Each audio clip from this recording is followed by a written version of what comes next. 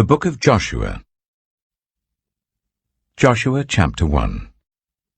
After the death of Moses, the servant of the Lord said to Joshua, son of Nun, Moses' assistant, Moses, my servant, is dead. Now then, you and all these people, get ready to cross the river Jordan into the land I am about to give to them, to the Israelites. I will give you every place where you set your foot, as I promised Moses. Your territory will extend from the desert to Lebanon, and from the great river, the Euphrates, all the Hittite country, to the Mediterranean Sea in the west. No one will be able to stand against you all the days of your life.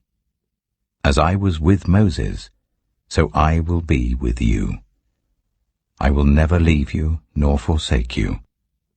Be strong and courageous, because you will lead these people to inherit the land I swore to their ancestors to give them. Be strong and very courageous. Be careful to obey all the law my servant Moses gave you.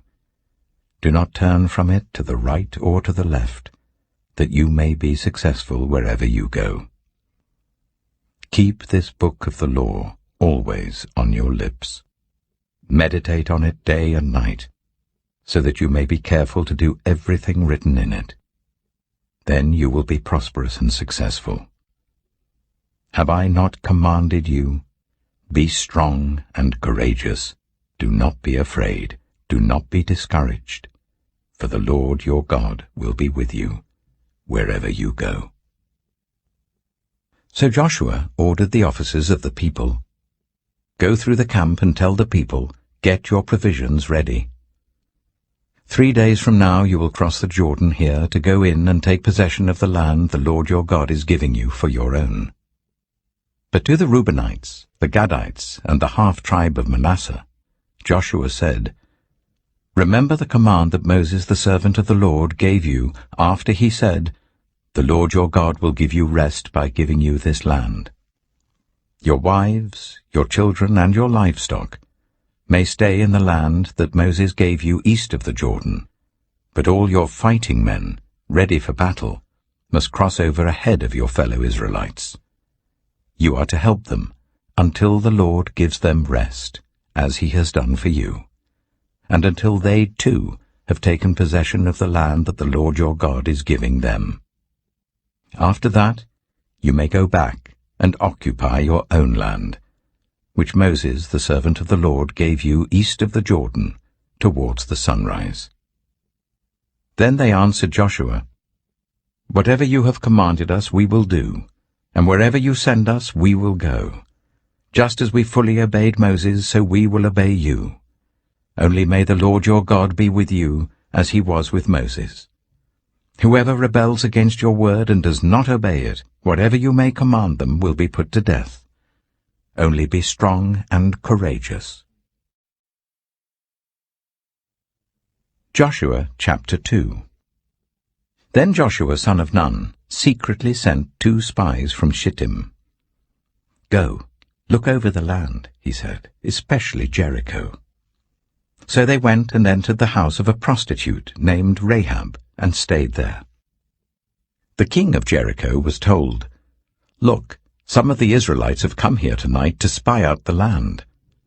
So the king of Jericho sent this message to Rahab, Bring out the men who came to you and entered your house, because they have come to spy out the whole land. But the woman had taken the 2 men and hidden them. She said, Yes, the men came to me, but I did not know where they had come from. At dusk, when it was time to close the city gate, they left. I don't know which way they went. Go after them quickly. You may catch up with them. But she had taken them up to the roof and hidden them under the stalks of flax she had laid out on the roof. So the men set out in pursuit of the spies on the road that leads to the fords of the Jordan, and as soon as the pursuers had gone out, the gate was shut. Before the spies lay down for the night, she went up on the roof and said to them, I know that the Lord has given this land to you, and that a great fear of you has fallen on us, so that all who live in this country are melting in fear because of you. We have heard how the Lord dried up the water of the Red Sea for you when you came out of Egypt, and what you did to Sihon and Og, the 2 kings of the Amorites east of the Jordan, whom you completely destroyed. When we heard of it, our hearts sank, and everyone's courage failed because of you, for the Lord your God is God in heaven above and on the earth below. Now then, please swear to me by the Lord that you will show kindness to my family, because I have shown kindness to you. Give me a sure sign that you will spare the lives of my father and mother, my brothers and sisters, and all who belong to them, and that you will save us from death. Our lives for your lives, the men assured her. If you don't tell what we are doing, we will treat you kindly and faithfully when the Lord gives us the land. So she let them down by a rope through the window, for the house she lived in was part of the city wall. She said to them, "Go to the hills, so that the pursuers will not find you. Hide yourselves there for 3 days until they return, and then go on your way." Now the men had said to her, "This oath you made us swear will not be binding on us, unless, when we enter the land, you have tied this scarlet cord in the window through which you let us down, and unless you have brought your father and mother, your brothers, and all your family into your house. If any of them go outside your house into the street, their blood will be on their own heads. We will not be responsible. As for those who are in the house with you, their blood will be on our head if a hand is laid on them. But if you tell what we are doing, we will be released from the oath you made us swear." "Agreed," she replied. "Let it be as you say." So she sent them away, and they departed, and she tied the scarlet cord in the window. When they left, they went into the hills and stayed there 3 days, until the pursuers had searched all along the road and returned without finding them. Then the 2 men started back. They went down out of the hills, forded the river, and came to Joshua, son of Nun, and told him everything that had happened to them. They said to Joshua, "The Lord has surely given the whole land into our hands. All the people are melting in fear because of us." Joshua chapter 3. Early in the morning, Joshua and all the Israelites set out from Shittim and went to the Jordan, where they camped before crossing over. After 3 days, the officers went throughout the camp giving orders to the people. "When you see the ark of the covenant of the Lord your God, and the Levitical priests carrying it, you are to move out from your positions and follow it. Then you will know which way to go, since you have never been this way before. But keep a distance of about 2,000 cubits between you and the ark. Do not go near it." Joshua told the people, "Consecrate yourselves, for tomorrow the Lord will do amazing things among you." Joshua said to the priests, "Take up the ark of the covenant and pass on ahead of the people." So they took it up and went ahead of them.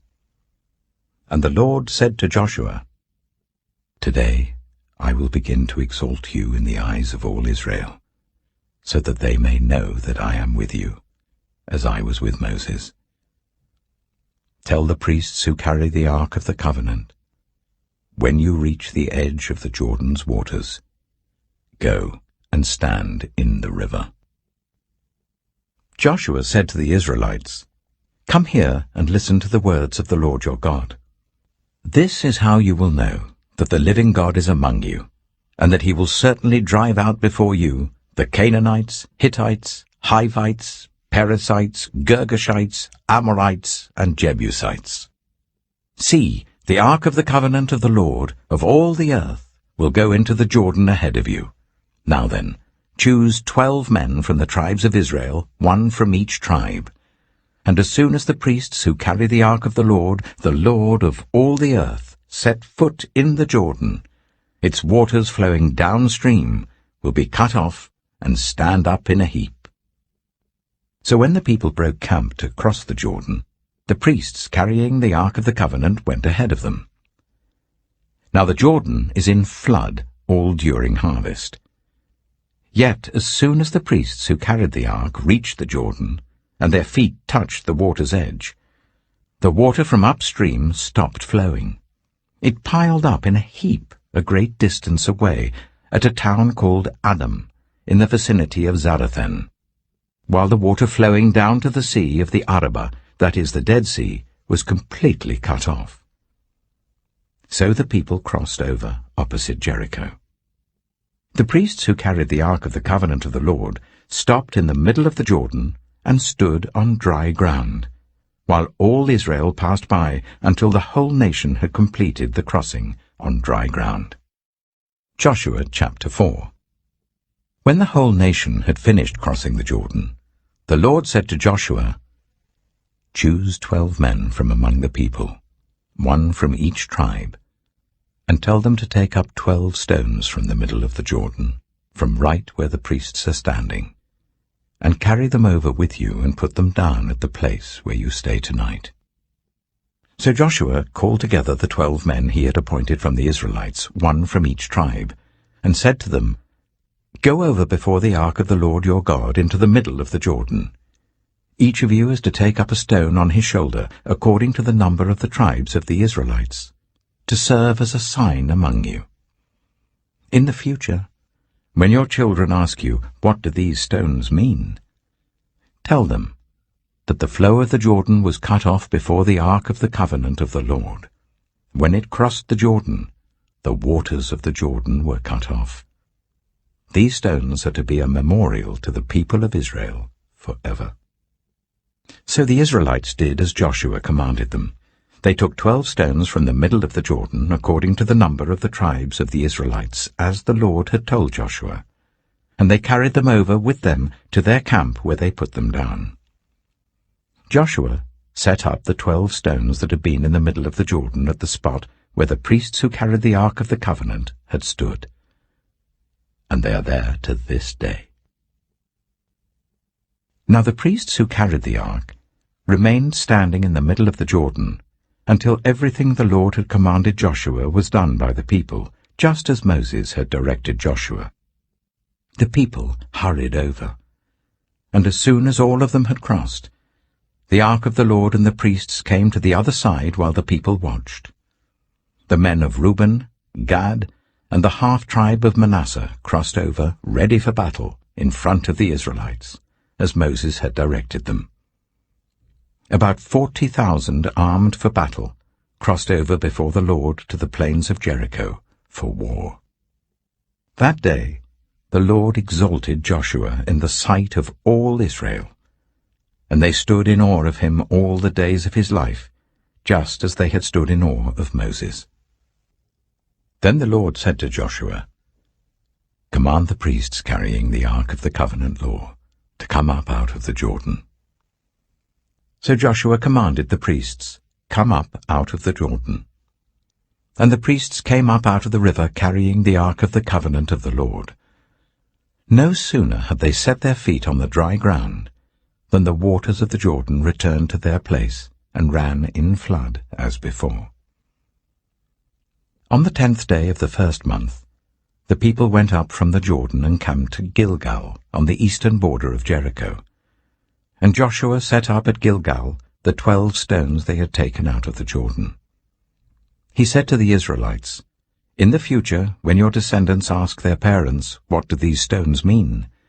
tell them, 'Israel crossed the Jordan on dry ground.' For the Lord your God dried up the Jordan before you until you had crossed over. The Lord your God did to the Jordan what he had done to the Red Sea, when he dried it up before us until we had crossed over.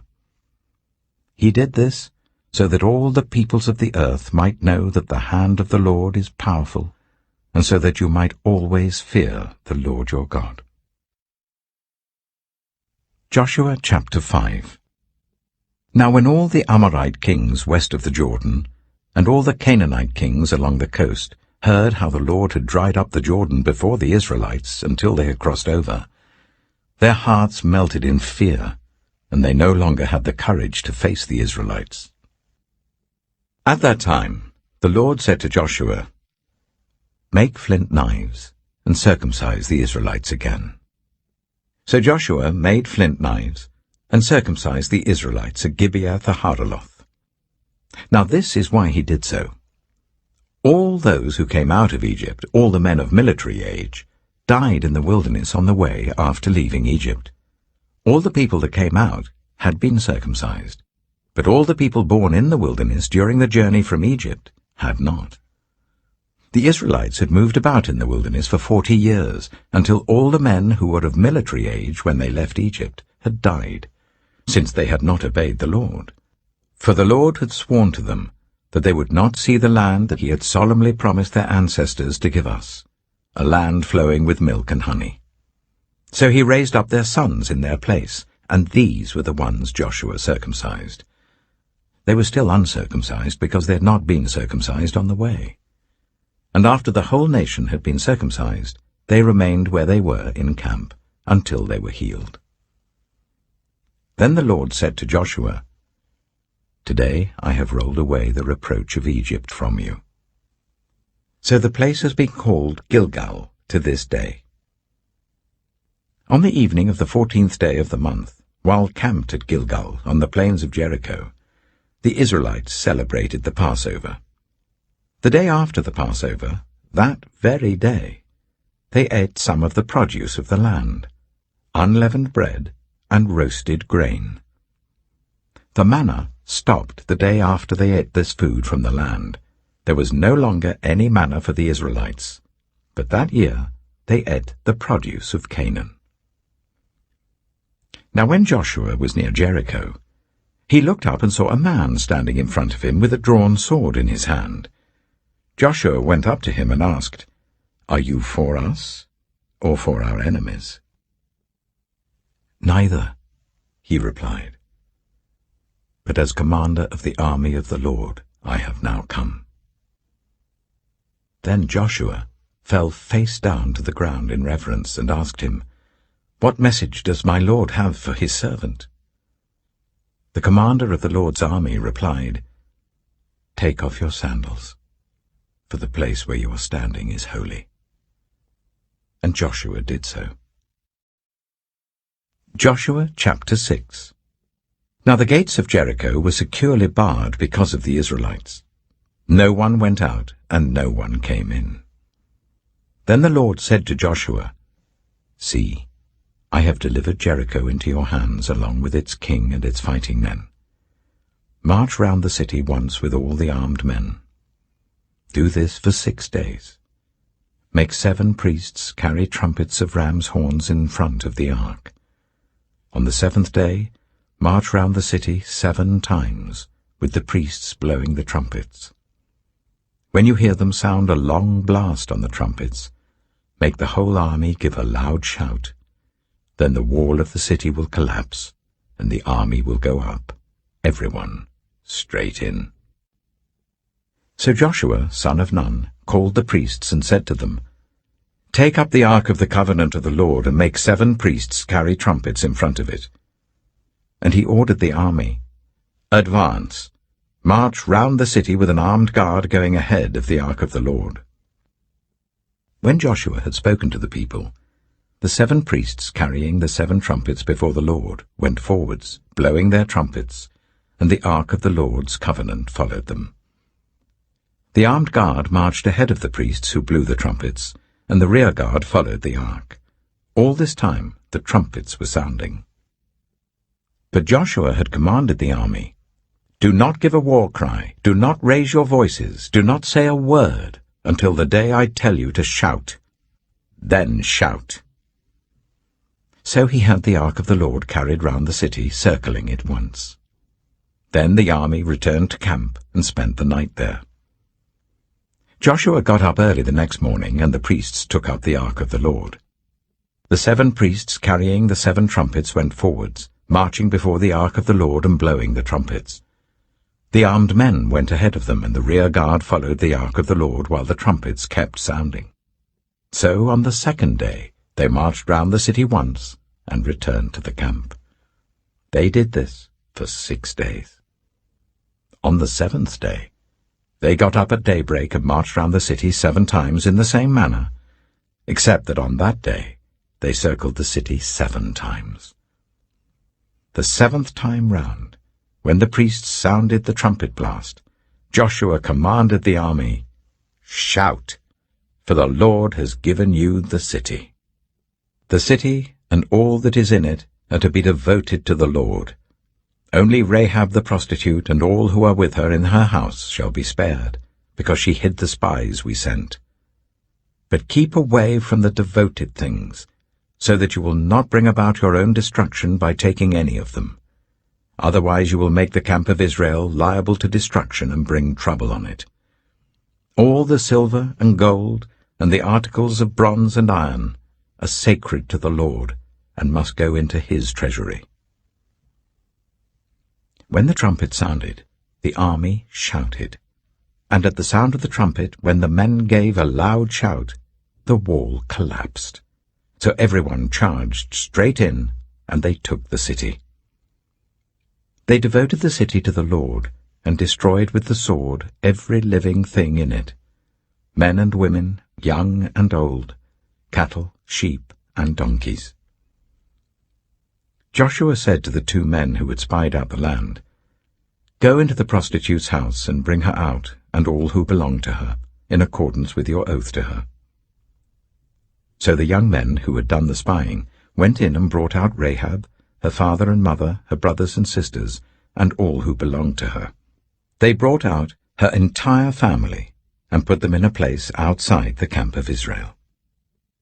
Then they burned the whole city and everything in it, but they put the silver and gold and the articles of bronze and iron into the treasury of the Lord's house. But Joshua spared Rahab the prostitute, with her family and all who belonged to her, because she hid the men Joshua had sent as spies to Jericho, and she lives among the Israelites to this day. At that time Joshua pronounced this solemn oath, "Cursed before the Lord is the one who undertakes to rebuild this city, Jericho. At the cost of his firstborn son he will lay its foundations. At the cost of his youngest he will set up its gates." So the Lord was with Joshua, and his fame spread throughout the land. Joshua chapter 7. But the Israelites were unfaithful in regard to the devoted things. Achan, son of Carmi, the son of Zimri, the son of Zerah, of the tribe of Judah, took some of them. So the Lord's anger burned against Israel. Now Joshua sent men from Jericho to Ai, which is near Beth-aven, to the east of Bethel, and told them, "Go up and spy out the region." So the men went up and spied out Ai. When they returned to Joshua, they said, "Not all the army will have to go up against Ai. Send 2,000 or 3,000 men to take it, and do not weary the whole army, for only a few people live there." So about 3,000 went up. But they were routed by the men of Ai, who killed about 36 of them. They chased the Israelites from the city gate as far as the stone quarries, and struck them down on the slopes. At this, the hearts of the people melted in fear and became like water. Then Joshua tore his clothes, and fell face down to the ground before the ark of the Lord, remaining there till evening. The elders of Israel did the same, and sprinkled dust on their heads. And Joshua said, "Alas, sovereign Lord, why did you ever bring this people across the Jordan to deliver us into the hands of the Amorites to destroy us? If only we had been content to stay on the other side of the Jordan. Pardon your servant, Lord. What can I say now that Israel has been routed by its enemies? The Canaanites and the other people of the country will hear about this, and they will surround us and wipe out our name from the earth. What then will you do for your own great name?" The Lord said to Joshua, "Stand up. What are you doing down on your face? Israel has sinned. They have violated my covenant which I commanded them to keep. They have taken some of the devoted things. They have stolen, they have lied, they have put them with their own possessions. That is why the Israelites cannot stand against their enemies. They turn their backs and run, because they have been made liable to destruction. I will not be with you any more, unless you destroy whatever among you is devoted to destruction. Go, consecrate the people. Tell them, consecrate yourselves in preparation for tomorrow, for this is what the Lord, the God of Israel, says. There are devoted things among you, Israel. You cannot stand against your enemies until you remove them. In the morning, present yourselves tribe by tribe. The tribe that the Lord chooses shall come forward, clan by clan. The clan that the Lord chooses shall come forward, family by family. And the family that the Lord chooses shall come forward, man by man. Whoever is caught with the devoted things shall be destroyed by fire, along with all that belongs to him. He has violated the covenant of the Lord, and has done an outrageous thing in Israel. Early the next morning Joshua made Israel come forward by tribes, and Judah was chosen. The clans of Judah came forward, and the Zeorites were chosen. He made the clan of the Zeorites come forward by families, and Zimri was chosen. Joshua made his family come forward man by man, and Achan, son of Carmi, the son of Zimri, the son of Zerah, of the tribe of Judah, was chosen. Then Joshua said to Achan, My son, give glory to the Lord, the God of Israel, and honor him. Tell me what you have done. Do not hide it from me. Achan replied, It is true. I have sinned against the Lord, the God of Israel. This is what I have done. When I saw in the plunder a beautiful robe from Babylonia, 200 shekels of silver and a bar of gold weighing 50 shekels, I coveted them and took them. They are hidden in the ground inside my tent with the silver underneath. So Joshua sent messengers, and they ran to the tent, and there it was, hidden in his tent with the silver underneath. They took the things from the tent, brought them to Joshua, and all the Israelites, and spread them out before the Lord. Then Joshua, together with all Israel, took Achan, son of Zerah, the silver, the robe, the gold bar, his sons and daughters, his cattle, donkeys and sheep, his tent, and all that he had, to the valley of Achor. Joshua said, Why have you brought this trouble on us? The Lord will bring trouble on you today. Then all Israel stoned him, and after they had stoned the rest, they burned them. Over Achan they heaped up a large pile of rocks, which remains to this day. Then the Lord turned from his fierce anger. Therefore that place has been called the Valley of Achor ever since. Joshua chapter 8. Then the Lord said to Joshua, Do not be afraid, do not be discouraged. Take the whole army with you and go up and attack Ai. For I have delivered into your hands the king of Ai, his people, his city, and his land. You shall do to Ai and its king as you did to Jericho and its king, except that you may carry off their plunder and livestock for yourselves. Set an ambush behind the city.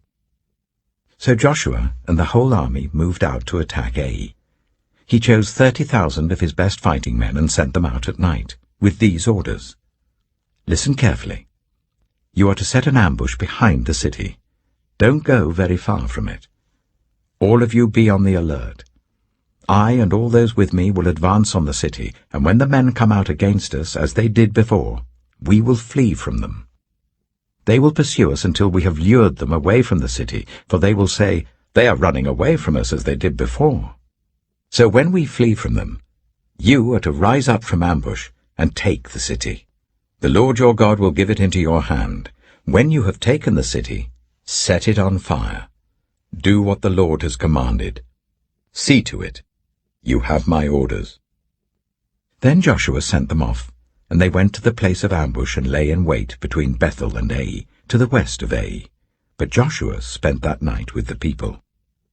Early the next morning, Joshua mustered his army, and he and the leaders of Israel marched before them to Ai. The entire force that was with him marched up and approached the city and arrived in front of it.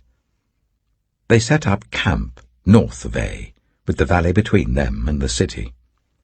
Joshua had taken about 5,000 men and set them in ambush between Bethel and Ai to the west of the city. So the soldiers took up their positions, with the main camp to the north of the city and the ambush to the west of it. That night Joshua went into the valley. When the king of Ai saw this, he and all the men of the city hurried out early in the morning to meet Israel in battle at a certain place overlooking the Arabah. But he did not know that an ambush had been set against him behind the city. Joshua and all Israel let themselves be driven back before them, and they fled toward the wilderness. All the men of Ai were called to pursue them, and they pursued Joshua and were lured away from the city. Not a man remained in Ai or Bethel who did not go after Israel. They left the city open and went in pursuit of Israel. Then the Lord said to Joshua, "Hold out towards Ai the javelin that is in your hand, for into your hand I will deliver the city." So Joshua held out towards the city the javelin that was in his hand.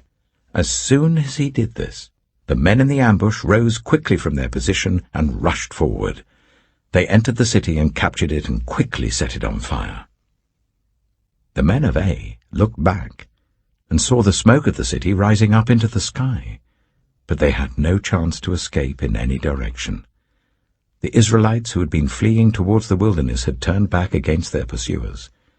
For when Joshua and all Israel saw that the ambush had taken the city, and that smoke was going up from the city, they turned round and attacked the men of Ai. Those in the ambush also came out of the city against them, so that they were caught in the middle with Israelites on both sides. Israel cut them down, leaving them neither survivors nor fugitives. But they took the king of Ai alive and brought him to Joshua. When Israel had finished killing all the men of Ai in the fields and in the wilderness where they had chased them, and when every one of them had been put to the sword, all the Israelites returned to Ai and killed those who were in it. 12,000 men and women fell that day, all the people of Ai. For Joshua did not draw back the hand that held out his javelin until he had destroyed all who lived in Ai. But Israel did carry off for themselves the livestock and plunder of this city, as the Lord had instructed Joshua. So Joshua burned Ai, and made it a permanent heap of ruins, a desolate place to this day. He impaled the body of the king of Ai on a pole, and left it there until evening. At sunset, Joshua ordered them to take the body from the pole and throw it down at the entrance of the city gate. And they raised a large pile of rocks over it, which remains to this day. Then Joshua built on Mount Ebal an altar to the Lord, the God of Israel, as Moses the servant of the Lord had commanded the Israelites. He built it according to what is written in the book of the law of Moses, an altar of uncut stones, on which no iron tool had been used. On it they offered to the Lord burnt offerings and sacrificed fellowship offerings. There, in the presence of the Israelites, Joshua wrote on stones a copy of the law of Moses. All the Israelites, with their elders, officials, and judges, were standing on both sides of the Ark of the Covenant of the Lord, facing the Levitical priests who carried it. Both the foreigners living among them and the native-born were there. Half of the people stood in front of Mount Gerizim, and half of them in front of Mount Ebal, as Moses the servant of the Lord had formerly commanded, when he gave instructions to bless the people of Israel. Afterwards Joshua read all the words of the law, the blessings and the curses, just as it is written in the book of the law. There was not a word of all that Moses had commanded that Joshua did not read to the whole assembly of Israel, including the women and children and the foreigners who lived among them. Joshua chapter 9.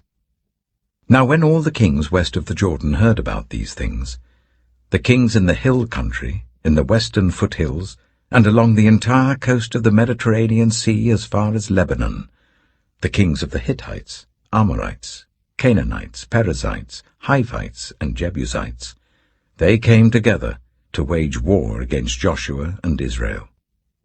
However, when the people of Gibeon heard what Joshua had done to Jericho and Ai, they resorted to a ruse. They went as a delegation whose donkeys were loaded with worn-out sacks and old wineskins, cracked and mended. They put worn and patched sandals on their feet and wore old clothes. All the bread of their food supply was dry and mouldy. Then they went to Joshua in the camp at Gilgal and said to him and the Israelites, "We have come from a distant country. Make a treaty with us." The Israelites said to the Hivites, "But perhaps you live near us, so how can we make a treaty with you?" "Well, we are your servants," they said to Joshua.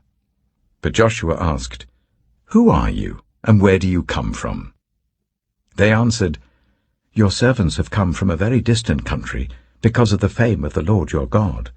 For we have heard reports of him, all that he did in Egypt, and all that he did to the 2 kings of the Amorites east of the Jordan, Sihon king of Heshbon, and Og king of Bashan, who reigned in Ashtaroth.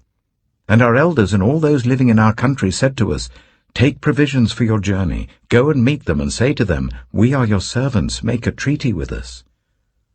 This bread of ours was warm when we packed it at home on the day we left to come to you. But now see how dry and mouldy it is. And these wineskins that we filled were new, but see how cracked they are. And our clothes and sandals are worn out by the very long journey." The Israelites sampled their provisions, but did not inquire of the Lord. Then Joshua made a treaty of peace with them to let them live, and the leaders of the assembly ratified it by oath. 3 days after they made the treaty with the Gibeonites, the Israelites heard that they were neighbors, living near them. So the Israelites set out, and on the 3rd day came to their cities, Gibeon, Kephirah, Beeroth, and Kiriath-Jearim. But the Israelites did not attack them, because the leaders of the assembly had sworn an oath to them by the Lord, the God of Israel. The whole assembly grumbled against the leaders, but all the leaders answered, "We have given them our oath by the Lord, the God of Israel, and we cannot touch them now. This is what we will do to them. We will let them live, so that God's wrath will not fall on us for breaking the oath we swore to them." They continued, "Let them live, but let them be woodcutters and water carriers in the service of the whole assembly."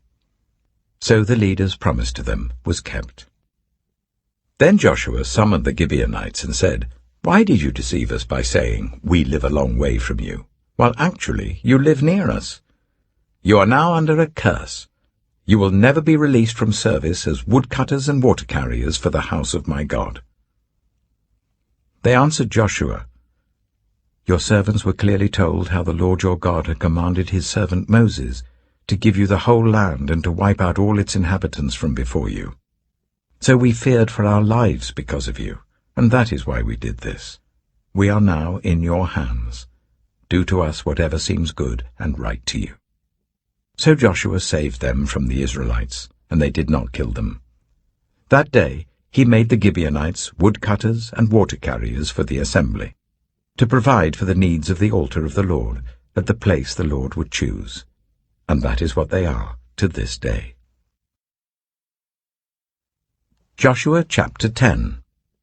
Now Adonai-Zedek, king of Jerusalem, heard that Joshua had taken Ai and totally destroyed it, doing to Ai and its king as he had done to Jericho and its king, and that the people of Gibeon had made a treaty of peace with Israel and had become their allies. He and his people were very much alarmed at this, because Gibeon was an important city, like one of the royal cities. It was larger than Ai, and all its men were good fighters. So Adonai-Zedek, king of Jerusalem, appealed to Hoham, king of Hebron, Piram, king of Jarmuth, Japhiah, king of Lachish, and Debir, king of Eglon. "Come up and help me attack Gibeon," he said, "because it has made peace with Joshua and the Israelites." Then the 5 kings of the Amorites, The kings of Jerusalem, Hebron, Jarmuth, Lachish, and Eglon, joined forces.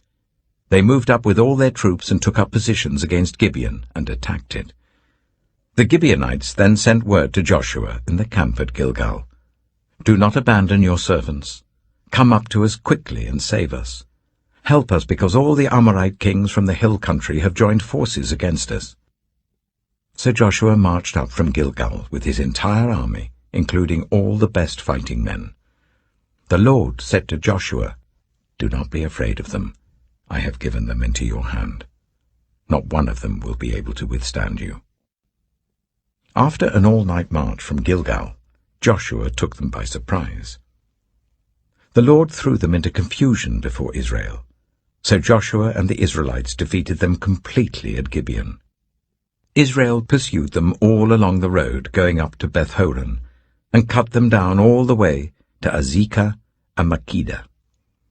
As they fled before Israel on the road down from Beth-horon to Azekah, the Lord hurled large hailstones down on them, and more of them died from the hail than were killed by the swords of the Israelites. On the day the Lord gave the Amorites over to Israel, Joshua said to the Lord in the presence of Israel, "Sun, stand still over Gibeon, and you, moon, over the valley of Ajalon." So the sun stood still, and the moon stopped, till the nation avenged itself on its enemies, as it is written in the book of Jasher. The sun stopped in the middle of the sky and delayed going down about a full day. There has never been a day like it before or since, a day when the Lord listened to a human being. Surely the Lord was fighting for Israel. Then Joshua returned with all Israel to the camp at Gilgal. Now the 5 kings had fled and hidden in the cave at Makkedah. When Joshua was told that the 5 kings had been found hiding in the cave at Makkedah, he said, "Roll large rocks up to the mouth of the cave and post some men there to guard it. But don't stop. Pursue your enemies. Attack them from the rear, and don't let them reach their cities, for the Lord your God has given them into your hand." So Joshua and the Israelites defeated them completely, but a few survivors managed to reach their fortified cities. The whole army then returned safely to Joshua in the camp at Makkedah, and no one uttered a word against the Israelites. Joshua said, "Open the mouth of the cave and bring those 5 kings out to me." So they brought the 5 kings out of the cave, the kings of Jerusalem, Hebron, Jarmuth, Lachish, and Eglon. When they had brought these kings to Joshua, he summoned all the men of Israel and said to the army commanders who had come with him, "Come here, and put your feet on the necks of these kings." So they came forward and placed their feet on their necks. Joshua said to them, "Do not be afraid, do not be discouraged. Be strong and courageous. This is what the Lord will do to all the enemies you are going to fight." Then Joshua put the kings to death and exposed their bodies on 5 poles, and they were left hanging on the poles until evening. At sunset, Joshua gave the order, and they took them down from the poles and threw them into the cave where they had been hiding. At the mouth of the cave, they placed large rocks, which are there to this day. That day Joshua took Makkedah. He put the city and its king to the sword and totally destroyed everyone in it. He left no survivors, and he did to the king of Makkedah as he had done to the king of Jericho. Then Joshua and all Israel with him moved on from Makkedah to Libnah and attacked it. The Lord also gave that city and its king into Israel's hand. The city and everyone in it Joshua put to the sword. He left no survivors there, and he did to its king as he had done to the king of Jericho. Then Joshua and all Israel with him moved on from Libnah to Lachish. He took up positions against it and attacked it. The Lord gave Lachish into Israel's hands, and Joshua took it on the 2nd day. The city and everyone in it he put to the sword just as he had done to Libnah. Meanwhile, Horam, king of Gezer, had come up to help Lachish, but Joshua defeated him and his army until no survivors were left. Then Joshua and all Israel with him moved on from Lachish to Eglon. They took up positions against it and attacked it. They captured it that same day and put it to the sword and totally destroyed everyone in it, just as they had done to Lachish. Then Joshua and all Israel with him went up from Eglon to Hebron and attacked it. They took the city and put it to the sword together with its king, its villages, and everyone in it. They left no survivors. Just as at Eglon, they totally destroyed it and everyone in it. Then Joshua and all Israel with him turned round and attacked Debir. They took the city, its king, and its villages, and put them to the sword. Everyone in it they totally destroyed. They left no survivors. They did to Debir and its king as they had done to Libnah and its king, and to Hebron. So Joshua subdued the whole region, including the hill country, the Negev, the western foothills, and the mountain slopes, together with all their kings. He left no survivors. He totally destroyed all who breathed, just as the Lord, the God of Israel, had commanded. Joshua subdued them from Kadesh Barnea to Gaza, and from the whole region of Goshen to Gibeon. All these kings and their lands Joshua conquered in one campaign, because the Lord, the God of Israel, fought for Israel. Then Joshua returned with all Israel to the camp at Gilgal. Joshua chapter 11. When Jabin, king of Hazor, heard of this, he sent word to Jobab, king of Madon, to the kings of Shimron and Akshaph, and to the northern kings who were in the mountains, in the Arabah south of Kinnereth, in the western foothills, and in Naphoth Dor on the west, to the Canaanites in the east and west, to the Amorites, Hittites, Perizzites, and Jebusites in the hill country, and to the Hivites below Hermon, in the region of Mizpah. They came out with all their troops, and a large number of horses and chariots, a huge army, as numerous as the sand on the seashore. All these kings joined forces and made camp together at the waters of Merom to fight against Israel. The Lord said to Joshua, "Do not be afraid of them, because by this time tomorrow I will hand all of them, slain, over to Israel.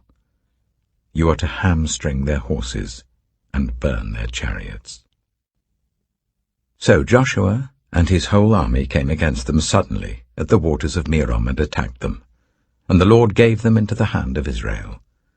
They defeated them and pursued them all the way to Greater Sidon, to Misrephoth Maim, and to the valley of Mizpah on the east, until no survivors were left. Joshua did to them as the Lord had directed.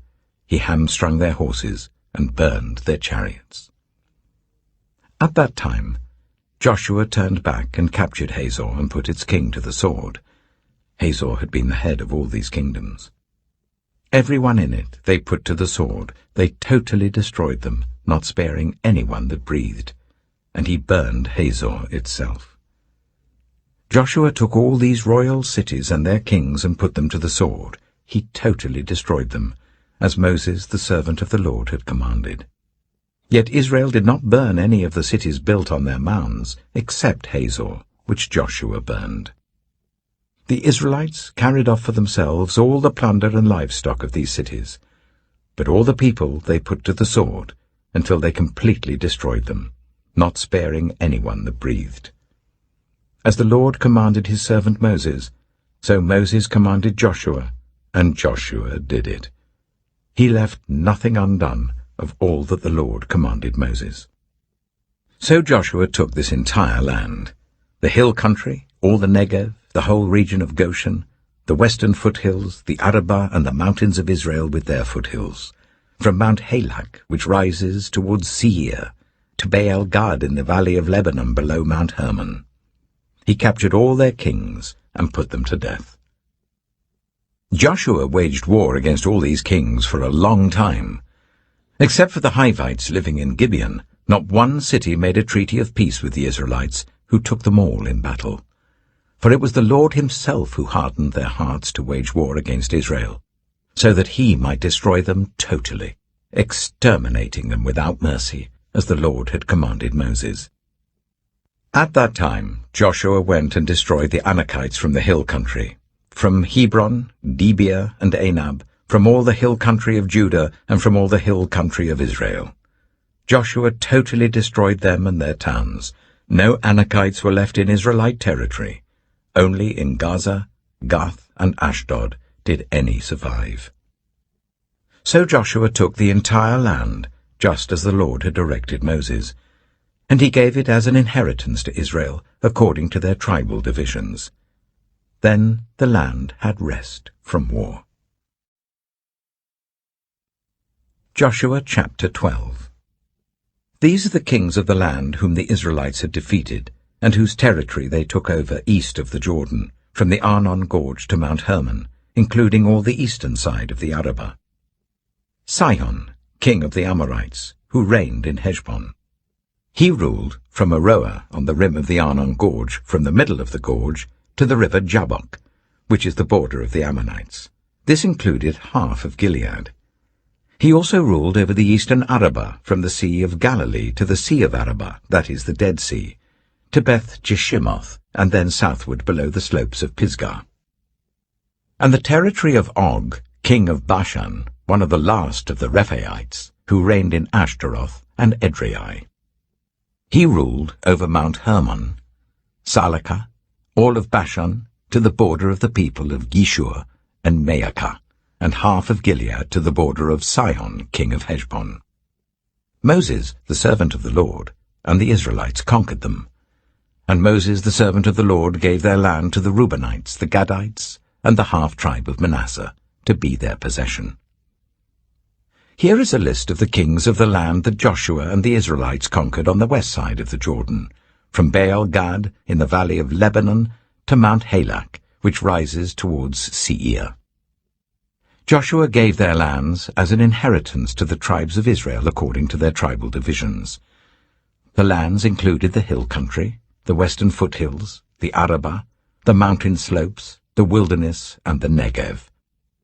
These were the lands of the Hittites, Amorites, Canaanites, Perizzites, Hivites, and Jebusites. These were the kings. The king of Jericho, 1. The king of Ai, near Bethel, 1. The king of Jerusalem, 1. The king of Hebron, 1. The king of Jarmuth, 1. The king of Lachish, 1. The king of Eglon, 1. The king of Gezer, 1. The king of Debir, 1. The king of Gede, 1. The king of Hormah, 1. The king of Arad, 1. The king of Libnah, 1. The king of Adullam, 1. The king of Makkedah, 1. The king of Bethel, 1. The king of Tappuah, 1. The king of Hepher, 1. The king of Aphek, 1. The king of Lasharon, 1. The king of Madon, 1. The king of Hazor, 1. The king of Shimron-Meron, 1. The king of Akshaph, 1. The king of Teanach, 1. The king of Megiddo, 1. The king of Kedesh, 1. The king of Jokneam in Carmel, 1. The king of Dor in Naphoth Dor, 1. The king of Goyim in Gilgal, 1. The king of Tirzah, 1. 31 kings in all. Joshua chapter 13.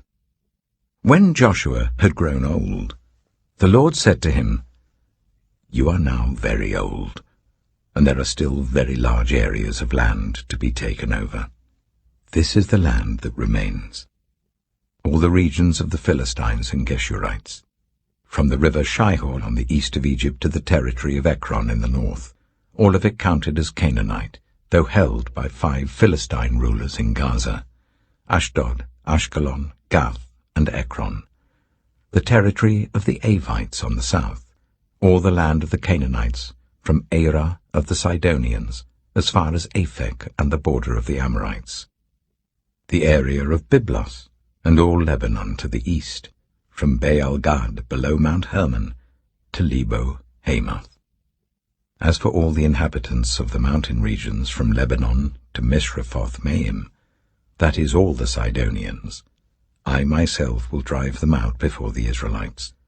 Be sure to allocate this land to Israel for an inheritance as I have instructed you. and divide it as an inheritance among the 9 tribes, and half of the tribe of Manasseh. The other half of Manasseh, the Reubenites and the Gadites, had received the inheritance that Moses had given them east of the Jordan, as he, the servant of the Lord, had assigned it to them. It extended from Aroer, on the rim of the Arnon Gorge, and from the town in the middle of the gorge, and included the whole plateau of Medeba as far as Dibon, and all the towns of Sihon, king of the Amorites, who ruled in Heshbon, out to the border of the Ammonites. It also included Gilead, the territory of the people of Geshur, and Maacah, all of Mount Hermon, and all Bashan, as far as Salakah. That is, the whole kingdom of Og in Bashan, who had reigned in Ashtaroth and Edrei. He was the last of the Rephaites. Moses had defeated them and taken over their land, but the Israelites did not drive out the people of Geshur and Maacah, so they continue to live among the Israelites to this day. But to the tribe of Levi he gave no inheritance, since the food offerings presented to the Lord, the God of Israel, are their inheritance as he promised them. This is what Moses had given to the tribe of Reuben according to its clans. The territory from Aroer, on the rim of the Arnon Gorge, and from the town in the middle of the gorge, and the whole plateau past Medeba to Heshbon, and all its towns on the plateau, including Dibon, Bamoth Baal, Beth Baal Meon, Jehaz, Kedemoth, Mephaath, Kiriathaim, Sibmah, Zereth Shehar on the hill in the valley, Beth Peor, the slopes of Pisgah, and Beth Jeshimoth. All the towns on the plateau, and the entire realm of Sihon king of the Amorites who ruled at Heshbon. Moses had defeated him and the Midianite chiefs, Evi, Rechem, Zur, Hur, and Reba, princes allied with Sihon, who lived in that country. In addition to those slain in battle, the Israelites had put to the sword Balaam son of Beor, who practiced divination. The boundary of the Reubenites was the bank of the Jordan. These towns and their villages were the inheritance of the Reubenites according to their clans. This is what Moses had given to the tribe of Gad according to its clans. The territory of Jazer, all the towns of Gilead and half the Ammonite country, as far as Aroer near Rabbah, and from Heshbon to Ramath Mizpah and Betonim, and from Mahanaim to the territory of Debir. And in the valley, Beth-Haram, Beth-Nimrah, Succoth, and Zaphon with the rest of the realm of Sihon king of Heshbon, the east side of the Jordan, the territory up to the end of the Sea of Galilee. These towns and their villages were the inheritance of the Gadites according to their clans. This is what Moses had given to the half-tribe of Manasseh, that is, to half the family of the descendants of Manasseh according to its clans. The territory extending from Mahanaim and including all of Bashan, the entire realm of Og, king of Bashan, all the settlements of Jair in Bashan, 60 towns, half of Gilead and Ashtaroth and Edrei, the royal cities of Og in Bashan. This was for the descendants of Machir son of Manasseh, for half of the sons of Machir according to their clans. This is the inheritance Moses had given when he was in the plains of Moab, across the Jordan east of Jericho. But to the tribe of Levi, Moses had given no inheritance. The Lord, the God of Israel, is their inheritance, as he promised them. Joshua chapter 14. Now these are the areas the Israelites received as an inheritance in the land of Canaan, which Eleazar the priest, Joshua son of Nun, and the heads of the tribal clans of Israel allotted to them. Their inheritances were assigned by lot to the 9½ tribes, as the Lord had commanded through Moses. Moses had granted the 2½ tribes their inheritance east of the Jordan, but had not granted the Levites an inheritance among the rest, for Joseph's descendants had become 2 tribes, Manasseh and Ephraim. The Levites received no share of the land, but only towns to live in, with pasture lands for their flocks and herds. So the Israelites divided the land, just as the Lord had commanded Moses. Now the people of Judah approached Joshua at Gilgal, and Caleb, son of Jephunneh the Kenizzite, said to him, "You know what the Lord said to Moses, the man of God, at Kadesh-barnea about you and me. I was 40 years old when Moses, the servant of the Lord, sent me from Kadesh-barnea to explore the land. And I brought him back a report according to my convictions. But my fellow Israelites who went up with me made the hearts of the people sink. I, however, followed the Lord my God wholeheartedly. So on that day Moses swore to me, 'The land on which your feet have walked will be your inheritance, and that of your children forever, because you have followed the Lord my God wholeheartedly.' Now then, just as the Lord promised, he has kept me alive for 45 years since the time he said this to Moses, while Israel moved about in the wilderness.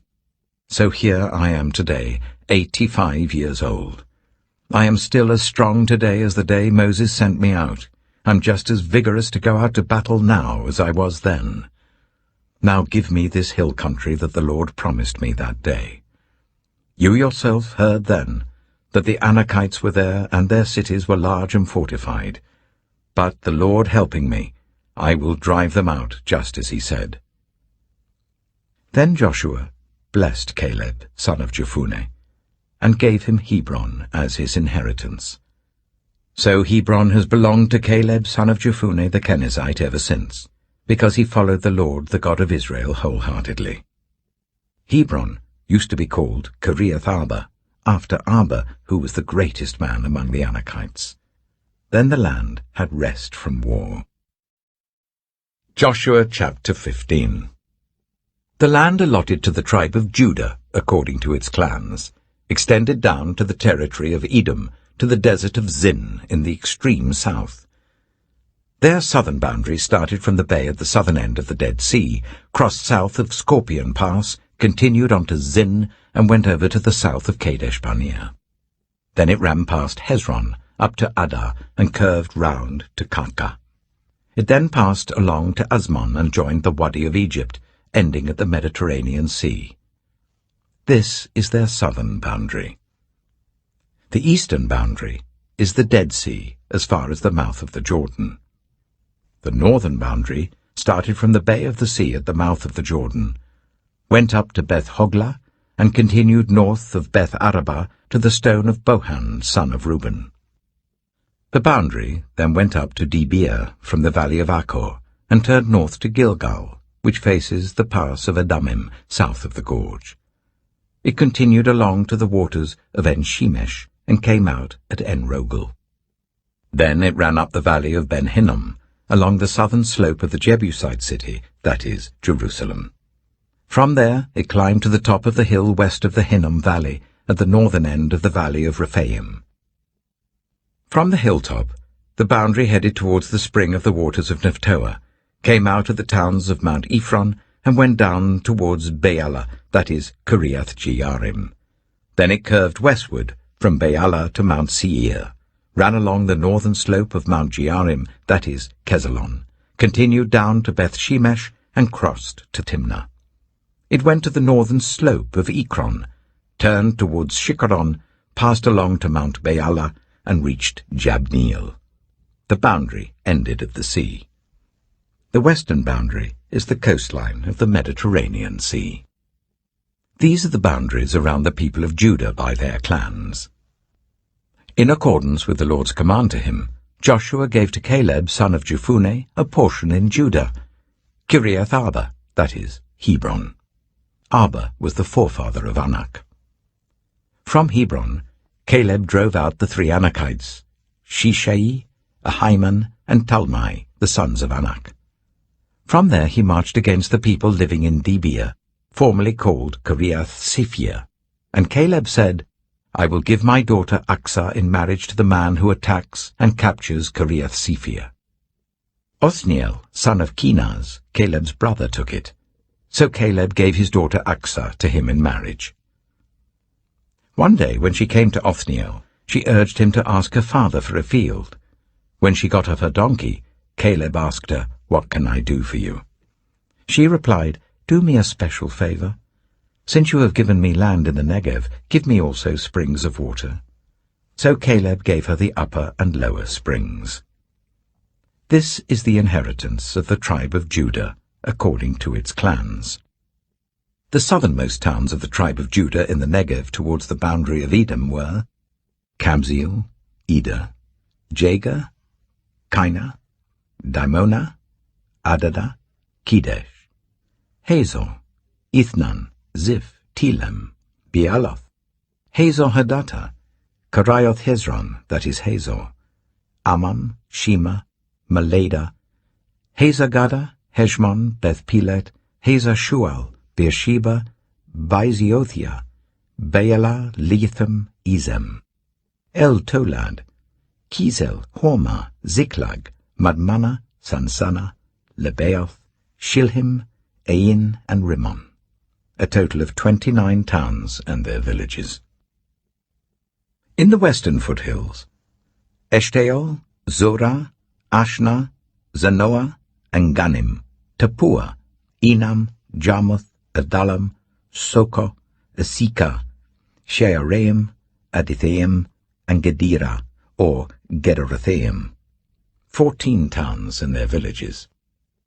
Zenan, Hadashah, Migdal-Gad, Dilean, Mizpah, Joktheel, Lachish, Bozkath, Eglon, Kabon, Lamas, Kitlish, Gederoth, Beth-Dagon, Neamah, and Makkedah, 16 towns and their villages. Libnah, Ether, Ashan, Iptha, Ashna, Nizib, Keilah, Aksib, and Marisha, 9 towns and their villages. Ekron, with its surrounding settlements and villages. West of Ekron, all that were in the vicinity of Ashdod, together with their villages. Ashdod, its surrounding settlements and villages, and Gaza, its settlements and villages as far as the Wadi of Egypt and the coastline of the Mediterranean Sea. In the hill country, Shemi, Jatta, Soka, Dana, Kiriath Sana, that is Dibir, Anab, Eshtemoh, Ainim, Goshan, Holon, and Gilo, 11 towns and their villages. Arab, Duma, Ishan, Janim, Beth-Tappuah, Aphekah, Hamtar, Kiriath Arba, that is Hebron, and Zior, 9 towns and their villages. Maon, Carmel, Ziph, Jatta, Jezreel, Yokdeam, Zanoah, Kain, Gibeah, and Timnah, 10 towns and their villages. Halchul, Beth-zur, Gidor, Meerath, Beth-Anoth, and Eltekon, 6 towns and their villages. Kiriath Baal, that is Kiriath Jearim, and Rabbah, 2 towns and their villages. In the wilderness, Beth Arabah, Middin, Sikika, Nibshan, the city of salt, and En-Gedi, 6 towns and their villages. Judah could not dislodge the Jebusites who were living in Jerusalem. To this day, the Jebusites live there with the people of Judah. Joshua chapter 16. The land allotted to Joseph began at the Jordan east of the springs of Jericho, and went up from there through the desert into the hill country of Bethel.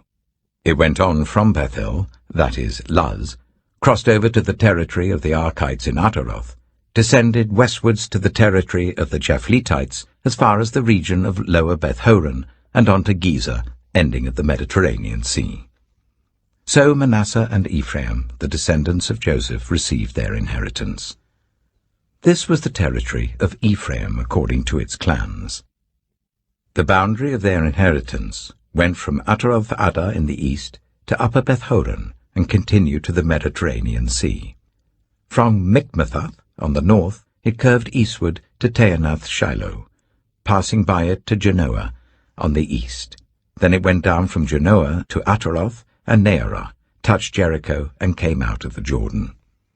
From Tappuah, the border went west to the Keah ravine, and ended at the Mediterranean Sea. This was the inheritance of the tribe of the Ephraimites, according to its clans. It also included all the towns and their villages that were set aside for the Ephraimites within the inheritance of the Manassites. They did not dislodge the Canaanites living in Gezer. To this day the Canaanites live among the people of Ephraim, but are required to do forced labor. Joshua chapter 17. This was the land allotted to the tribe of Manasseh as Joseph's firstborn, that is, for Machir, Manasseh's firstborn. Machir was the ancestor of the Gileadites, who had received Gilead and Bashan, because the Machirites were great soldiers. So this land was allotted to the rest of the people of Manasseh. The clans of Abiezer, Helek, Azriel, Shechem, Hepher, and Shemaiah. These are the other male descendants of Manasseh, son of Joseph by their clans. Now Zelophehad, son of Hepher, the son of Gilead, the son of Machir, the son of Manasseh, had no sons but only daughters, whose names were Mahlah, Noah, Hoglah, Milcah, and Tirzah. They went to Eleazar the priest, Joshua son of Nun, and the leaders, and said, "The Lord commanded Moses to give us an inheritance amongst our relatives." So Joshua gave them an inheritance along with the brothers of their father, according to the Lord's command. Manasseh's share consisted of 10 tracts of land, besides Gilead and Bashan east of the Jordan, because the daughters of the tribe of Manasseh received an inheritance among the sons. The land of Gilead belonged to the rest of the descendants of Manasseh.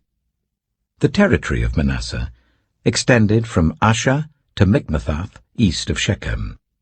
The boundary ran southward from there to include the people living at En-Tappuah.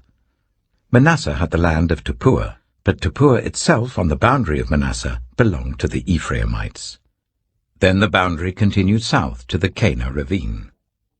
There were towns belonging to Ephraim lying among the towns of Manasseh, but the boundary of Manasseh was the northern side of the ravine and ended at the Mediterranean Sea. On the south, the land belonged to Ephraim, on the north to Manasseh. The territory of Manasseh reached the Mediterranean Sea and bordered Asher on the north and Issachar on the east. Within Issachar and Asher, Manasseh also had Bethshan, Ibleam, and the people of Dor, Endor, Taanach, and Megiddo, together with their surrounding settlements. The third in the list is Naphoth. Yet the Manassites were not able to occupy these towns, for the Canaanites were determined to live in that region. However, when the Israelites grew stronger, they subjected the Canaanites to forced labor, but did not drive them out completely. The people of Joseph said to Joshua, "Why have you allotted us only one portion of land and one share for an inheritance? We are a numerous people, and the Lord has blessed us abundantly." "If you are so numerous," Joshua answered, "and if the hill country of Ephraim is too small for you, go up into the forest and clear land for yourselves, there in the land of the Perizzites and Rephaites." The people of Joseph replied, "The hill country is not enough for us, and all the Canaanites who live in the plain have chariots fitted with iron, both those in Bethshan and its settlements and those in the valley of Jezreel." But Joshua said to the tribes of Joseph, to Ephraim and Manasseh, "You are numerous and very powerful. You will have not only one portion of land allotted to you, but the forested hill country as well. Clear it, and its farthest limits will be yours. Though the Canaanites have chariots fitted with iron, and though they are strong, you can drive them out." Joshua chapter 18.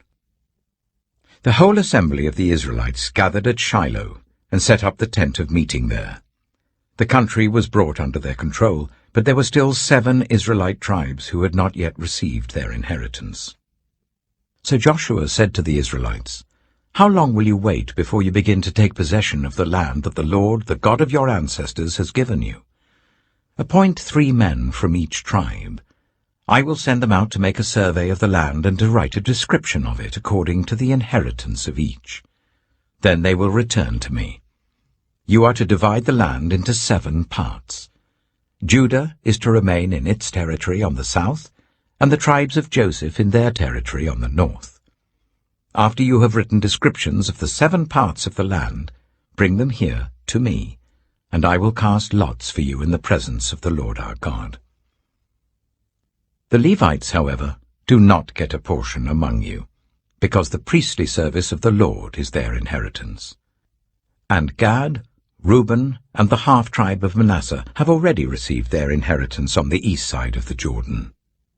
Moses, the servant of the Lord, gave it to them, As the men started on their way to map out the land, Joshua instructed them, "Go and make a survey of the land and write a description of it. Then return to me, and I will cast lots for you here at Shiloh in the presence of the Lord." So the men left and went through the land. They wrote its description on a scroll, town by town, in 7 parts, and returned to Joshua in the camp at Shiloh. Joshua then cast lots for them in Shiloh in the presence of the Lord, and there he distributed the land to the Israelites, according to their tribal divisions. The first lot came up for the tribe of Benjamin according to its clans. Their allotted territory lay between the tribes of Judah and Joseph. On the north side, their boundary began at the Jordan, passed the northern slope of Jericho, and headed west into the hill country, coming out at the wilderness of Beth-aven.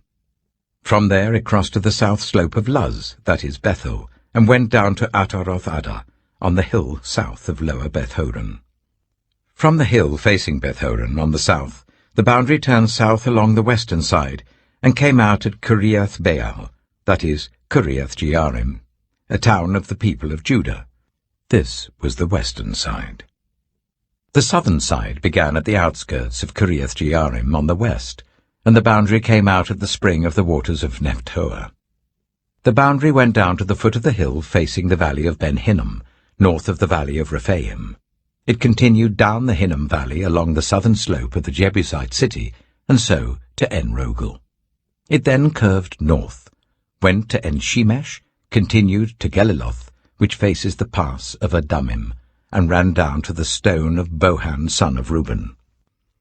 It continued to the northern slope of Beth-Arabah, and on down into the Arabah. It then went to the northern slope of Beth-Hoglah, and came out at the northern bay of the Dead Sea, at the mouth of the Jordan in the south. This was the southern boundary. The Jordan formed the boundary on the eastern side. These were the boundaries that marked out the inheritance of the clans of Benjamin on all sides.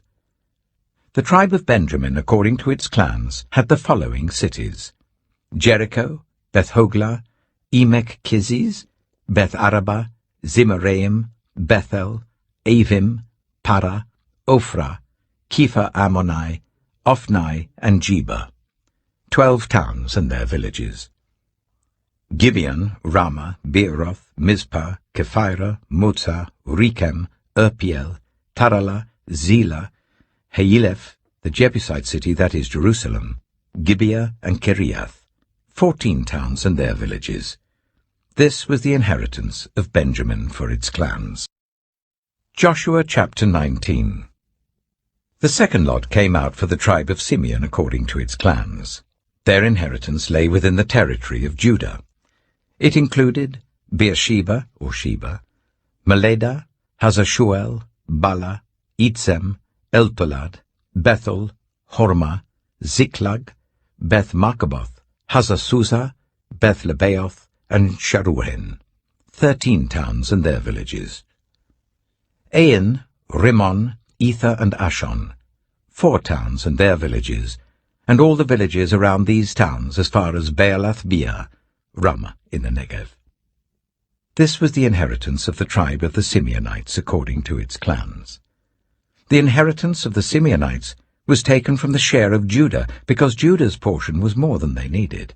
So the Simeonites received their inheritance within the territory of Judah. The third lot came up for Zebulun according to its clans. The boundary of their inheritance went as far as Sarid.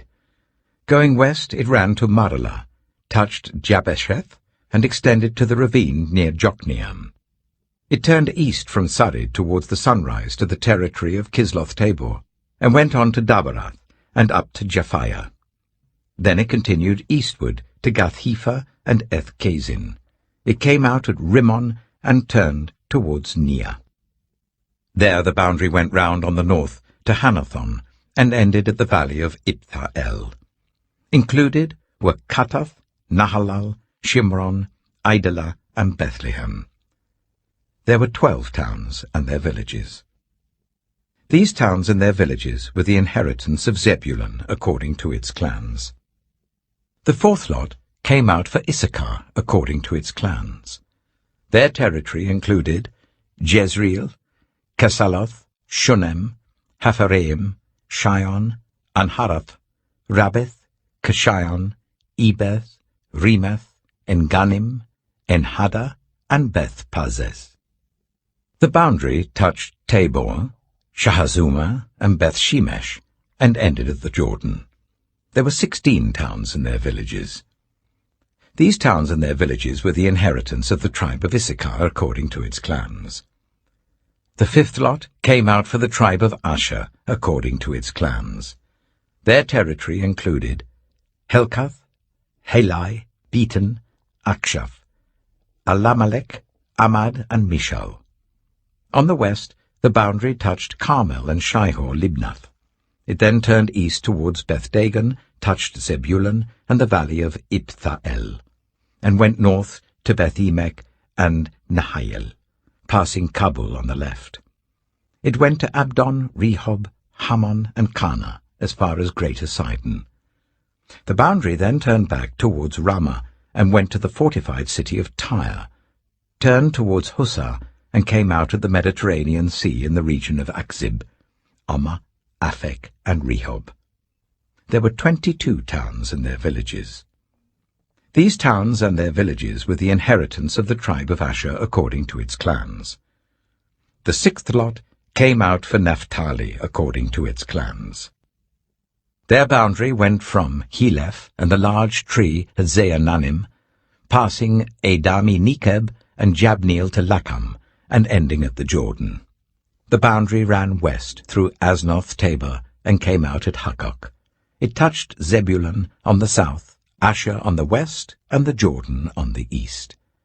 The fortified cities were Ziddim, Zer, Hamath, Rakath, Kinnereth, Adama, Ramah, Hazor, Kedesh, Edrei, En-Hazor, Iron, Migdal-El, Horem, Beth-Anath, and Beth-Shemesh.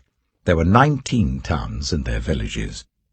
These towns and their villages were the inheritance of the tribe of Naphtali according to its clans. The seventh lot came out for the tribe of Dan according to its clans. The territory of their inheritance included Zorah, Eshtaol, Shemesh, Shealabin, Ajalon, Ithla, Elon, Timnah, Ekron, Eltekeh, Gibbethon, Baalath, Jehud, Bene-Berak, Gath-Rimmon, Mijakon, and Rakon, with the area facing Joppa. When the territory of the Danites was lost to them, they went up and attacked Lishem, took it, put it to the sword, and occupied it. They settled in Lishem and named it Dan after their ancestor. These towns and their villages were the inheritance of the tribe of Dan according to its clans. When they had finished dividing the land into its allotted portions, the Israelites gave Joshua son of Nun an inheritance among them, as the Lord had commanded. They gave him the town he asked for, Timnath-Serah, in the hill country of Ephraim, and he built up the town and settled there. These are the territories that Eleazar the priest, Joshua son of Nun, and the heads of the tribal clans of Israel assigned by lot at Shiloh in the presence of the Lord at the entrance to the tent of meeting. And so they finished dividing the land. Joshua chapter 20. Then the Lord said to Joshua, "Tell the Israelites to designate the cities of refuge, as I instructed you through Moses, so that anyone who kills a person accidentally and unintentionally may flee there and find protection from the avenger of blood. When they flee to one of these cities, they are to stand in the entrance of the city gate and state their case before the elders of that city. Then the elders are to admit the fugitive into their city and provide a place to live among them. If the avenger of blood comes in pursuit, the elders must not surrender the fugitive, because the fugitive killed their neighbor unintentionally and without malice aforethought. They are to stay in that city until they have stood trial before the assembly, and until the death of the high priest who is serving at that time. Then they may go back to their own home in the town from which they fled." So they set apart Kedesh in Galilee in the hill country of Naphtali, Shechem in the hill country of Ephraim, and Kiriath-Arba, that is, Hebron, in the hill country of Judah. East of the Jordan, on the other side from Jericho, they designated Bezer in the wilderness on the plateau in the tribe of Reuben, Ramoth in Gilead in the tribe of Gad, and Golan in Bashan in the tribe of Manasseh. Any of the Israelites or any foreigner residing among them who killed someone accidentally could flee to these designated cities and not be killed by the avenger of blood prior to standing trial before the assembly. Joshua chapter 21. Now the family heads of the Levites approached Eleazar the priest, Joshua son of Nun, and the heads of the other tribal families of Israel at Shiloh in Canaan, and said to them, "The Lord commanded through Moses that you give us towns to live in with pasture lands for our livestock." So, as the Lord had commanded, the Israelites gave the Levites the following towns and pasture lands out of their own inheritance. The first lot came out for the Kohathites according to their clans. The Levites, who were descendants of Aaron the priest, were allotted 13 towns from the tribes of Judah, Simeon, and Benjamin. The rest of Kohath's descendants were allotted 10 towns from the clans of the tribes of Ephraim, Dan, and half of Manasseh. The descendants of Gershon were allotted 13 towns from the clans of the tribes of Issachar, Asher, Naphtali, and the half-tribe of Manasseh in Bashan. The descendants of Merari, according to their clans, received 12 towns from the tribes of Reuben, Gad, and Zebulun. So the Israelites allotted to the Levites these towns and their pasture lands, as the Lord had commanded through Moses. From the tribes of Judah and Simeon, they allotted the following towns by name. These towns were assigned to the descendants of Aaron, who were from the Kohathite clans of the Levites, because the first lot fell to them. They gave them Kiriath Arba, that is, Hebron, with its surrounding pasture land in the hill country of Judah. Arba was the forefather of Anak. But the fields and villages around the city they had given to Caleb, son of Jephunneh, as his possession.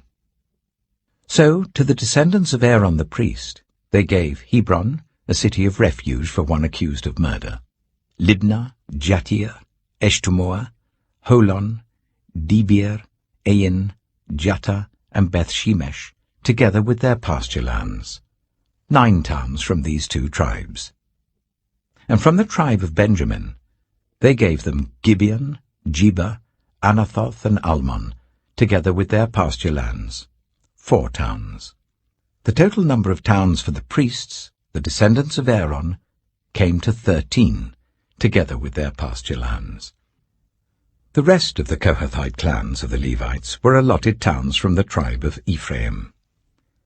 In the hill country of Ephraim they were given Shechem, a city of refuge for one accused of murder, and Giza, Kibzaim, and Beth-horon, together with their pasture lands. 4 towns. Also, from the tribe of Dan, they received Eltekeh, Gibbethon, Ajalon, and Gath-rimmon, together with their pasture lands. 4 towns. From half the tribe of Manasseh they received Taanach and Gath-rimmon, together with their pasture lands. 2 towns. All these 10 towns and their pasture lands were given to the rest of the Kohathite clans. The Levite clans of the Gershonites were given, from the half-tribe of Manasseh, Golan in Bashan, a city of refuge for one accused of murder, and Be-eshtaroth, together with their pasture lands. 2 towns. From the tribe of Issachar, Kishion, Daberath, Jarmuth, and En-gannim, together with their pasture lands. 4 towns. From the tribe of Asher, Mishal, Abdon, Helkath, and Rehob, together with their pasture lands. 4 towns. From the tribe of Naphtali, Kedesh in Galilee, a city of refuge for one accused of murder, Hamoth-dor and Kartan, together with their pasture lands. 3 towns. The total number of towns of the Gershonite clans came to 13, together with their pasture lands. The Merarite clans, the rest of the Levites, were given from the tribe of Zebulun, Jokneam, Karta, Dimnah, and Nahalal, together with their pasture lands. 4 towns. From the tribe of Reuben, Bezer, Jehaz, Kedemoth, and Mephaath, together with their pasture lands. 4 towns. From the tribe of Gad, Ramoth in Gilead, a city of refuge for one accused of murder, Mahanaim, Heshbon, and Jazer, together with their pasture lands, 4 towns in all. The total number of towns allotted to the Merarite clans, who were the rest of the Levites, came to 12. The towns of the Levites in the territory held by the Israelites were 48 in all, together with their pasture lands. Each of these towns had pasture lands surrounding it. This was true for all these towns. So the Lord gave Israel all the land he had sworn to give their ancestors, and they took possession of it and settled there. The Lord gave them rest on every side, just as he had sworn to their ancestors. Not one of their enemies withstood them. The Lord gave all their enemies into their hands. Not one of all the Lord's good promises to Israel failed. Every one was fulfilled. Joshua chapter 22. Then Joshua summoned the Reubenites, the Gadites, and the half-tribe of Manasseh, and said to them, You have done all that Moses, the servant of the Lord, commanded, and you have obeyed me in everything I commanded. For a long time now, to this very day, you have not deserted your fellow Israelites, but have carried out the mission the Lord your God gave you. Now that the Lord your God has given them rest as he promised, return to your homes in the land that Moses, the servant of the Lord, gave you on the other side of the Jordan. But be very careful to keep the commandment and the law that Moses, the servant of the Lord, gave you. To love the Lord your God, to walk in obedience to him, to keep his commands, to hold fast to him, and to serve him with all your heart and with all your soul. Then Joshua blessed them and sent them away, and they went to their homes. To the half-tribe of Manasseh, Moses had given land in Bashan, and to the other half of the tribe Joshua gave land on the west side of the Jordan along with their fellow Israelites. When Joshua sent them home, he blessed them, saying, Return to your homes with your great wealth, with large herds of livestock, with silver, gold, bronze, and iron, and a great quantity of clothing, and divide the plunder from your enemies with your fellow Israelites. So the Reubenites, the Gadites, and the half-tribe of Manasseh left the Israelites at Shiloh in Canaan to return to Gilead, their own land, which they had acquired in accordance with the command of the Lord through Moses. When they came to Geliloth, near the Jordan in the land of Canaan, the Reubenites, the Gadites, and the half-tribe of Manasseh built an imposing altar there by the Jordan. And when the Israelites heard that they had built the altar on the border of Canaan at Geliloth, near the Jordan on the Israelite side, the whole assembly of Israel gathered at Shiloh to go to war against them. So the Israelites sent Phinehas, son of Eleazar the priest, to the land of Gilead, to Reuben, Gad, and the half-tribe of Manasseh. With him they sent 10 of the chief men, one from each of the tribes of Israel, each the head of a family division among the Israelite clans. When they went to Gilead, to Reuben, Gad, and the half-tribe of Manasseh, they said to them, The whole assembly of the Lord says, How could you break faith with the God of Israel like this? How could you turn away from the Lord and build yourselves an altar in rebellion against him now? Was not the sin of Peor enough for us? Up to this very day we have not cleansed ourselves from that sin, even though a plague fell on the community of the Lord. And are you now turning away from the Lord? If you rebel against the Lord today, tomorrow he will be angry with the whole community of Israel. If the land you possess is defiled, come over to the Lord's land, where the Lord's tabernacle stands, and share the land with us. But do not rebel against the Lord or against us by building an altar for yourselves, other than the altar of the Lord our God. When Achan, son of Zerah, was unfaithful in regard to the devoted things, did not wrath come on the whole community of Israel? He was not the only one who died for his sin. Then Reuben, Gad, and the half-tribe of Manasseh replied to the heads of the clans of Israel, The mighty one, God the Lord, the mighty one, God The Lord, He knows. And let Israel know. If this has been in rebellion or disobedience to the Lord, do not spare us this day. If we have built our own altar to turn away from the Lord and to offer burnt offerings and grain offerings, or to sacrifice fellowship offerings on it, may the Lord Himself call us to account. No, we did it for fear that some day your descendants might say to ours, "What do you have to do with the Lord, the God of Israel? The Lord has made the Jordan a boundary between us and you. You Reubenites and Gadites, you have no share in the Lord." So your descendants might cause ours to stop fearing the Lord. That is why we said, "Let us get ready and build an altar," but not for burnt offerings or sacrifices. On the contrary, it is to be a witness between us and you and the generations that follow, that we will worship the Lord at His sanctuary with our burnt offerings, sacrifices, and fellowship offerings. Then in the future your descendants will not be able to say to ours, "You have no share in the Lord." And we said, if they ever say this to us, or to our descendants, we will answer, "Look at the replica of the Lord's altar, which our ancestors built, not for burnt offerings and sacrifices, but as a witness between us and you." Far be it from us to rebel against the Lord and turn away from Him today by building an altar for burnt offerings, grain offerings, and sacrifices, other than the altar of the Lord our God that stands before His tabernacle. When Phinehas, the priest, and the leaders of the community, the heads of the clans of the Israelites, heard what Reuben, Gad, and Manasseh had to say, they were pleased. And Phinehas, son of Eleazar the priest, said to Reuben, Gad, and Manasseh, "Today we know that the Lord is with us, because you have not been unfaithful to the Lord in this matter. Now you have rescued the Israelites from the Lord's hand."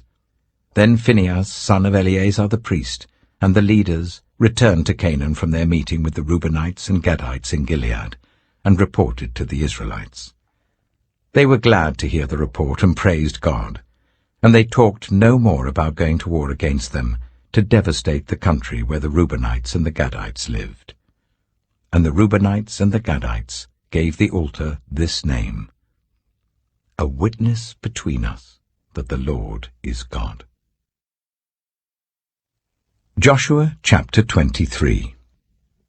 After a long time had passed, and the Lord had given Israel rest from all their enemies around them, Joshua, by then a very old man, summoned all Israel, their elders, leaders, judges, and officials, and said to them, "I am very old.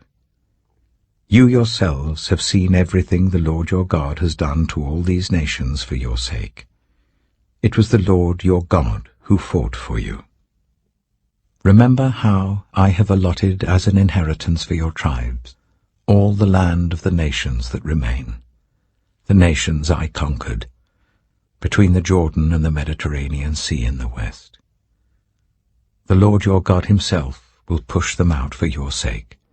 He will drive them out before you, and you will take possession of their land, as the Lord your God promised you. Be very strong. Be careful to obey all that is written in the book of the law of Moses, without turning aside to the right or to the left. Do not associate with these nations that remain among you. Do not invoke the names of their gods or swear by them. You must not serve them or bow down to them. But you are to hold fast to the Lord your God as you have until now. The Lord has driven out before you great and powerful nations. To this day no one has been able to withstand you. One of you routs 1,000, because the Lord your God fights for you just as He promised. So be very careful to love the Lord your God. But if you turn away and ally yourselves with the survivors of these nations that remain among you, and if you intermarry with them and associate with them, then you may be sure that the Lord your God will no longer drive out these nations before you. Instead, they will become snares and traps for you, whips on your backs and thorns in your eyes, until you perish from this good land which the Lord your God has given you. Now I am about to go the way of all the earth. You know with all your heart and soul that not one of all the good promises the Lord your God gave you has failed. Every promise has been fulfilled. Not one has failed. But just as all the good things the Lord your God has promised you have come to you, so he will bring on you all the evil things he has threatened, until the Lord your God has destroyed you from this good land he has given you. If you violate the covenant of the Lord your God which he commanded you, and go and serve other gods and bow down to them, the Lord's anger will burn against you, and you will quickly perish from the good land he has given you. Joshua chapter 24. Then Joshua assembled all the tribes of Israel at Shechem. He summoned the elders, leaders, judges, and officials of Israel, and they presented themselves before God. Joshua said to all the people, "This is what the Lord, the God of Israel, says. Long ago, your ancestors, including Terah, the father of Abraham and Nahor, lived beyond the river Euphrates and worshipped other gods. But I took your father Abraham from the land beyond the Euphrates and led him throughout Canaan and gave him many descendants. I gave him Isaac, and to Isaac I gave Jacob and Esau. I assigned the hill country of Seir to Esau, but Jacob and his family went down to Egypt. Then I sent Moses and Aaron, and I afflicted the Egyptians by what I did there, and I brought you out. When I brought your people out of Egypt, you came to the sea, and the Egyptians pursued them with chariots and horsemen as far as the Red Sea. But they cried to the Lord for help, and he put darkness between you and the Egyptians. He brought the sea over them and covered them. You saw with your own eyes what I did to the Egyptians. Then you lived in the wilderness for a long time. I brought you to the land of the Amorites who lived east of the Jordan. They fought against you, but I gave them into your hands. I destroyed them from before you, and you took possession of their land. When Balak, son of Zippor, the king of Moab, prepared to fight against Israel, he sent for Balaam, son of Beor, to put a curse on you. But I would not listen to Balaam, so he blessed you again and again, and I delivered you out of his hand. Then you crossed the Jordan and came to Jericho. The citizens of Jericho fought against you, as did also the Amorites, Perizzites, Canaanites, Hittites, Girgashites, Hivites, and Jebusites. But I gave them into your hands. I sent the hornet ahead of you, which drove them out before you, also the 2 Amorite kings. You did not do it with your own sword and bow. So I gave you a land on which you did not toil, and cities you did not build, and you live in them and eat from vineyards and olive groves that you did not plant. Now fear the Lord, and serve him with all faithfulness. Throw away the gods your ancestors worshipped beyond the river Euphrates and in Egypt, and serve the Lord. But if serving the Lord seems undesirable to you, then choose for yourselves this day whom you will serve, whether the gods your ancestors served beyond the Euphrates, or the gods of the Amorites in whose land you are living. But as for me and my household, we will serve the Lord." Then the people answered, "Far be it from us to forsake the Lord to serve other gods. It was the Lord our God himself who brought us and our parents up out of Egypt, from that land of slavery, and performed those great signs before our eyes. He protected us on our entire journey and among all the nations through which we traveled. And the Lord drove out before us all the nations, including the Amorites who lived in the land. We too will serve the Lord, because he is our God." Joshua said to the people, "You are not able to serve the Lord. He is a holy God. He is a jealous God. He will not forgive your rebellion and your sins.